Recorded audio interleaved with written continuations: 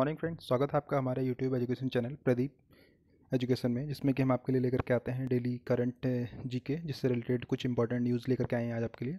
जिसमें कि जो न्यूज़ आज हम लेकर के आए हैं वो है 11 और 12 के लिए। तो देख लेते हैं हमारे क्या कुछ इंपॉर्टेंट टॉपिक हैं न्यूज़ के। तो हमारा पहला टॉपिक है नर्सिंग डे। तो अभी 12 मई को नर्सिंग डे हमने सेलिब्रेट किया है।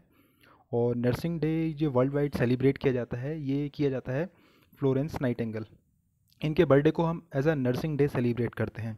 अगर हम इनके जन्म की बात करें तो इनका जन्म इटली में 1820 में हुआ था और 12 मई को इनका जन्म हुआ था। तो इन्हीं के जन्म को हम नर्सिंग डे के रूप में सेलिब्रेट करते हैं। देखिए, ये फ्लोरेंस नाइटिंगेल क्या थी? एक नर्स थी जिन जो कि क्रीमिया युद्ध हुआ था। क्रीमिया युद्ध के दौरान इन्होंने रात के समय में भी जो बहुत सारे सैनिक होते थे जो मर जाते थे युद्ध के बीच में, उनको अपनी ये सेवाएं प्रदान किया करती थी। और इन्होंने बहुत सारे नर्सिंग जो ट्रेनिंग के कोर्सेज हैं वो भी इन्होंने कंडक्ट कराए थे, यानी नर्सेस को ट्रेनिंग भी दिया करती थी उस दौरान ये। तो जो ये क्रीमिया युद्ध है, ये युद्ध हुआ था 1853, यानी कि 1853 से 1855, यानी कि इन 2 वर्षों में क्रीमिया युद्ध लड़ा गया था। और ये युद्ध जो लड़ा गया था, वो इसमें जो सेनाएं थी वो फ्रांस की थी, ब्रिटेन की थी, और तुर्की की थी, और हमारा सार्डनिया, ये 4 देश एक साइड थे। और इन सब का युद्ध था रसिया के साथ। तो ये जो युद्ध था, ये इसी को क्रीमिया युद्ध बोल दिया जाता है। तो ये जो नर्सिंग डे हम सेलिब्रेट करते आ रहे हैं, ये 1965 से, यानी कि 1965 से इस डे को हम सेलिब्रेट करते आ रहे हैं। और अभी इसकी एक थीम भी रखी गई है इस साल के लिए, 2020 के लिए इसकी थीम रखी गई है, nursing the world to health, यानी विश्व स्वास्थ्य के लिए नर्सिंग। तो ये इसकी थीम है इस वर्ष के लिए। तो ये हमारा पहला न्यूज़ था, इसमें नर्सिंग डे के बारे में हमने कुछ जाना। दूसरा हमारा न्यूज़ देख लेते हैं। दूसरा हमारा न्यूज़ है विशाखापट्टनम हादसा। अभी क्या है कि एक कंपनी है जिसका नाम है एलजी पॉलीमर्स कारखाना। ये साउथ कोरियन कंपनी है, साउथ कोरिया की कंपनी है। इस कंपनी में क्या हुआ है, कुछ गैस का लीकेज हो गया है। जिस गैस के लीकेज होने की वजह से वहाँ के जो आसपास के एरिया में काफ़ी लोग हैं प्रभावित हुए हैं। और इसमें जो गैस का रिसाव हुआ था वो थे स्टेरिन गैस, जो कि कुछ यहाँ पर प्रोडक्ट बनते हैं जो कि प्लास्टिक और पॉलीमर्स का प्रोडक्शन करता है। तो अभी लॉकडाउन के दौरान ये क्या था कि कुछ परमिशन दी गई थी यहाँ पर विशाखापट्टनम यानी आंध्र प्रदेश में कुछ कारखानों को, तो उसी में से इसको भी दिया गया था। लेकिन इन्होंने क्या किया, जांच सही से नहीं हो पाई, जिस वजह से क्या है, स्टेरिन गैस का यहाँ पर रिसाव हो गया, जिससे कि बहुत सारे लोग यहाँ पर प्रभावित हुए हैं और कुछ लोगों की मृत्यु भी हो गई है इस वजह से। तो पूछ लेते हैं एग्जाम में अक्सर कि कौन सी गैस का रिसाव हुआ था। जैसा कि अभी 1984 में भोपाल गैस कांड हुआ था, तो उसके भी गैस के बारे में पूछ लेते, तो ऐसा ही हो सकता है कि इस गैस के बारे में पूछ लें। तो स्टेरिन गैस इसका नाम है। अगला क्वेश्चन देख लेते हैं। अगला है हमारा सुंदरवन। सुंदरवन के बारे में कुछ यहाँ पर है। यहाँ पर भी क्या है कि सुंदरवन के पहले बारे में हम जान लेते हैं। सुंदरवन कहाँ पर है? पश्चिम बंगाल में स्थित है। पश्चिम पश्चिम बंगाल में जो गंगा जहाँ डेल्टा बनाती है, उस डेल्टा में सुंदरवन है। अगर हम सुंदरवन की बात करें तो ये वर्ल्ड में सबसे बड़ा एक ऐसा एरिया है जहाँ पर मैंग्रोव वन पाए जाते हैं। अगर हम इसके एरिया की बात करें तो 10,000 किलोमीटर स्क्वायर में ये फैला हुआ है। ये वर्ल्ड वाइड अगर हम बात करें, सबसे बड़ा एक मैंग्रोव वन यहाँ पर पाए जाते हैं। तो यहाँ पर अभी ये मुद्दा क्या चल रहा था, इसके बारे में जान लेते हैं।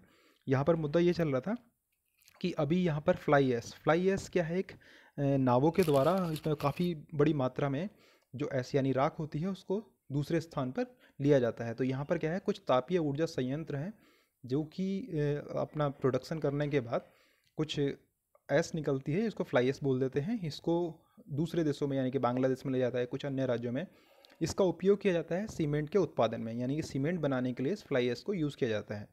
तो अभी क्या था, कुछ वहाँ पर नाव के डूबने से, और ये नाव किसके जरिए जा रही थी? हुगली नदी के जरिए। तो यहाँ पर नाव में डूबने से क्या है कि इसका जो जल है वो प्रदूषित होने का खतरा बन गया है इसकी वजह से।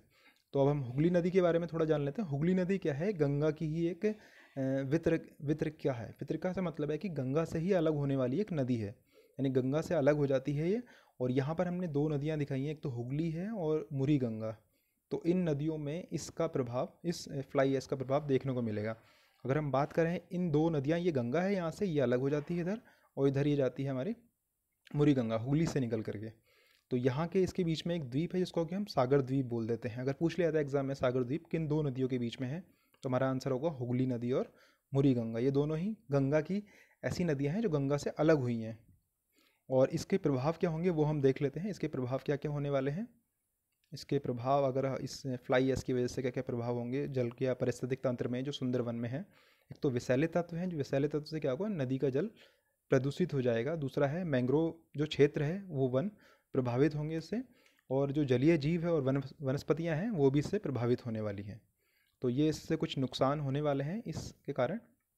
अगला न्यूज़ देख लेते हैं हम। अगला न्यूज़ है हमारा, ये है कोविड कोविड कवच एलिसा, जिसको कि हमने मेक इन इंडिया के तहत इसको बनाया गया है। अब इसको बनाने के लिए कौन कौन सी दो ऑर्गेनाइजेशन हैं ये जो कि सहयोग से बना है, ये आईसीएमआर और एनआईवी के सहयोग से इसको विकसित किया गया है। देखिए इसका मुख्य उद्देश्य क्या है कि मानव शरीर में एंटीबॉडीज़ का पता लगाना, और इस टेस्ट के बाद लगभग 2.5 घंटे में हम 90 टेस्ट कर सकते हैं, यानी कि 90 जो अलग अलग सैंपल्स हैं उनको टेस्ट किया जा सकता है। तो अभी आईसीएमआर ने किसकी भागीदारी से बना है, जायडस कैडिला है, इस दोनों के सहयोग से एक इस कोविड कवच एलिसा को बनाया गया है। और एंटीबॉडी टेस्ट के बारे में हम थोड़ा सा जान लेते हैं। एंटीबॉडी टेस्ट क्या होता है? एंटीबॉडी टेस्ट में ये करेगा क्या कि हमारी पूरी बॉडी का स्क्रीनिंग करेगा, और स्क्रीनिंग करने के साथ साथ हमें ये बताएगा कि जो व्यक्ति है, जिस व्यक्ति का टेस्ट किया जा रहा है, वो वायरस के संपर्क में आया है या नहीं आया है। सिर्फ इतना ही इसका काम है कि उस व्यक्ति के बारे में जानकारी देना, क्या वो वायरस के संपर्क में है या नहीं है। तो ये जानकारी हमें ये एलिसा देने वाला है। और इसके बारे में हम जान लेते हैं एनआईवी के बारे में। एनआईवी क्या है? National institute of virology. ये क्या है? ICMR, Indian council of medical research की हेल्प से 1952 में यानी कि 1952 में इसको स्थापित किया गया था। अगर हम इसकी हेडक्वार्टर की बात करें तो इसका हेडक्वार्टर हमारा पुणे में स्थापित है। तो अगला न्यूज़ देख लेते हैं हमारा क्या है। अगला हमारा न्यूज़ है, एक हेल्पलाइन नंबर है जो कि उड़ीसा में लॉन्च किया गया है। इसका नाम दिया गया है भरोसा हेल्पलाइन। इसका मुख्य उद्देश्य क्या है? जो छात्र की समस्याएं हैं उनके सॉल्यूशन के लिए, यानी कि उन समस्याओं के निदान के लिए इस ऐप को या भरोसा हेल्पलाइन नंबर को बनाया गया है। कि इसका जो उद्घाटन है एचआरडी मंत्री है उसके द्वारा किया गया है। अभी आपके लिए क्वेश्चन बन जाता है, एचआरडी मंत्री कौन है वर्तमान में हमारे देश में, उनके बारे में आप कमेंट करके हमें बताइए। अगला न्यूज़ है हमारा है गोपाल कृष्ण गोखले। देखिए इनका जन्मदिन था 9 मई 2020 को। तो इनके जन्मदिन को हमने 9 मई 2020 को सेलिब्रेट किया है। और 154 भी यानी कि 154th इनकी जयंती है, यानी कि इनका जन्मदिन है उतना। और इनका जन्म की हम बात करें तो 1866 में महाराष्ट्र के अंदर इनका जन्म हुआ था।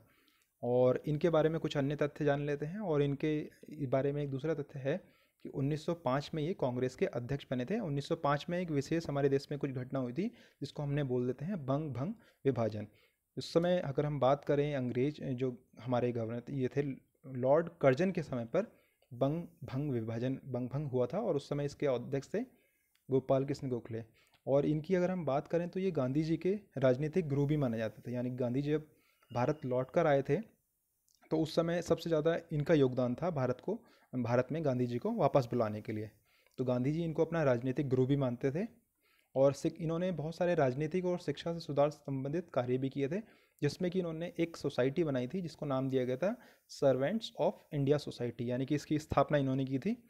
और इसमें इन्होंने एक समाचार पत्र का भी प्रकाशन यानी कि प्रकाशित किया था, यानी कि इन्होंने अपना खुद निकाला था, जिसका नाम दिया गया था द हितवादी। एक समाचार पत्र इन्होंने निकाला था।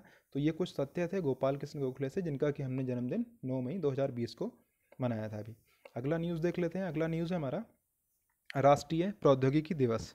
राष्ट्रीय प्रौद्योगिकी दिवस हम सेलिब्रेट करते हैं, ये मनाया जाता है हमारा 11 मई को। 11 मई को हमने जो सेलिब्रेट किया है ये 29वां है। यानी कि ये जो स्टार्ट किया गया था 1999 से, यानी कि 99 से इसको हमने सेलिब्रेट करना स्टार्ट किया है। इसको सेलिब्रेट करने का हमारा मुख्य उद्देश्य क्या था कि इसी दिन हमने 1998 में पोखरण में बम परीक्षण यानी कि परमाणु बम परीक्षण किया था। तो उसी को याद करते हुए हम प्रतिवर्ष 11 मई को इसको सेलिब्रेट करते आ रहे हैं। देखिए इसको सेलिब्रेट करने का मुख्य उद्देश्य क्या है? वैज्ञानिक और इंजीनियर जो यानी कि उनकी उपलब्धियां हैं उनको स्मरण यानी कि उनको अप्रिसिएट करने के लिए हम इसको सेलिब्रेट करते हैं। इसको स्टार्ट करने का जो मेन अहम भूमिका है वो थी श्री अटल बिहारी वाजपेयी, जो हमारे देश के पूर्व प्रधानमंत्री रहे हैं। तो उनकी मुख्य भूमिका है इस दिन को एक राष्ट्रीय प्रौद्योगिकी दिवस के रूप में मनाने में। और अगर हम बात करें तो ये हमारा पोखरण परमाणु बम परीक्षण हुआ था 1998 में। और इससे पहले हमने एक और यहाँ पर ये परीक्षण किया था जिसको हमने 1974 में इसको नाम दिया गया था ऑपरेशन स्माइलिंग बुद्धा। ये भी पूछ लिया जाता है कई बार कि ऑपरेशन स्माइलिंग बुद्धा किस वर्ष में हमने परीक्षण किया था, या 1974 में जब हमने परमाणु परीक्षण किया था उसका क्या नाम दिया गया था। तो उसका नाम था ऑपरेशन स्माइलिंग बुद्धा। तो अगला हमारा न्यूज़ देख लेते हैं। हमारा अगला और हमारा आखिरी न्यूज़ है एपीवाई। एपीवाई जिसका कि पूरा नाम है अटल पेंशन योजना। अटल पेंशन योजना जो कि 9 मई 2015 को स्टार्ट किया गया था और लगभग इसको 5 साल पूरे हो चुके हैं।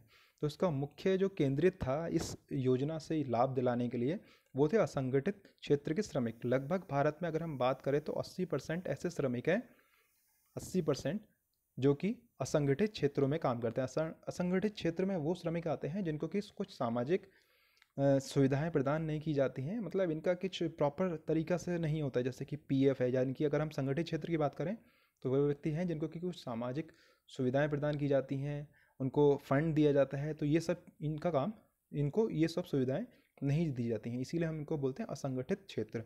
और अटल पेंशन योजना की हम बात करें तो इससे लाभान्वित होंगे असंगठित क्षेत्र के श्रमिक, और इनकी जो एज का क्राइटेरिया है वो 18 साल से 40 साल के बीच के व्यक्ति को ही वो इसका लाभ ले सकते हैं। इसके रूप में क्या होगा कि प्रति माह आपको कुछ एक सब्सक्रिप्शन यानी कि कुछ देना होता है, जिसके बाद आपको 60 वर्ष पूरा हो जाने के बाद आपको पेंशन के रूप में 1000 से लेकर के 5000 तक की पेंशन आपको मिलना प्रारंभ हो जाती है जब आपके 60 वर्ष पूरे हो जाते हैं। तो इसका जो क्राइटेरिया है वो 18 से 40 साल के बीच के ही व्यक्ति इसमें अप्लाई कर सकते हैं। और अगर हम बात करें अभी तक रजिस्टर्ड जितने भी इसमें अटल पेंशन योजना में जो लोग हुए हैं भारत के निवासी, वो उसमें मेल और फीमेल का रेशियो क्या है, 57% मेल हैं और 43% फीमेल हैं। और अगर हम बात करें एपीवाई अटल पेंशन योजना को संचालित किसके द्वारा किया जाता है तो यह है पीएफआरडीए, यानी ये है हमारा pension fund regulatory and development authority, इसके द्वारा इसको संचालित किया जाता है। तो ये थे हमारे कुछ 8 इंपॉर्टेंट न्यूज़ जो एग्ज़ाम के पॉइंट ऑफ व्यू से इंपॉर्टेंट हो सकते हैं। अगर आपके पास कोई हमारे इस वीडियो से रिलेटेड कोई सुझाव है तो आप हमारे साथ शेयर कर सकते हैं, कमेंट बॉक्स में जाकर कमेंट कर सकते हैं। अगर आपको हमारा ये प्रयास पसंद आया है तो हमारे चैनल को सब्सक्राइब करें, लाइक करें, अपने ज़रूरतमंद फ्रेंड के साथ शेयर करना ना भूलें। तो थैंक्स फॉर वॉचिंग।